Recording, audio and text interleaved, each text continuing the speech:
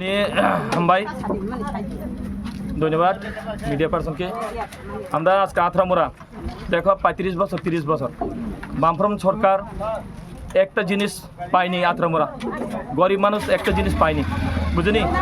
আজকে আমরা আথরামোড়া মধ্যে পোলাপান শিক্ষা মোটামুটি একলব্য স্কুল 20-30 জন এই আথরামোড়া এই যে বিজেপি সরকার আবার পরে ঘরে ঘরের জল free, ration card free, school 2 তালা, সাব সেন্টার হাসপাতাল, ঘরে ঘরের জল ডেভেলপ।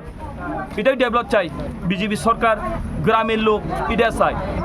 যত পেট ভরে গেছে বামফ্রন্ট সরকার। আজকে ওই এমডিসি ধনঞ্জয় দেববর্মা আজকে ক্যান্ডিডেট 35 বছর পরের একটা সার্টিফিকেট দেই নেই। আথরামোড়ার যে সময় পোলাপানি স্কুল ভর্তি করার সময় একটা এমএলএ সার্টিফিকেট দেই না।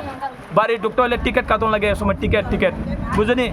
তখন যে এ বিজেপি সরকার আবার পরে আমরা যে সার্টিফিকেট এনি টাইম ফ্রি পোলাপান কমনে লাগে।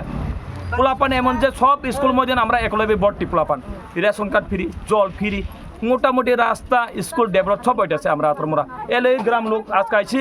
আমরা বামফ্রন্ট সরকার আমরা এরিয়া লাগে না, আমরা চাই না।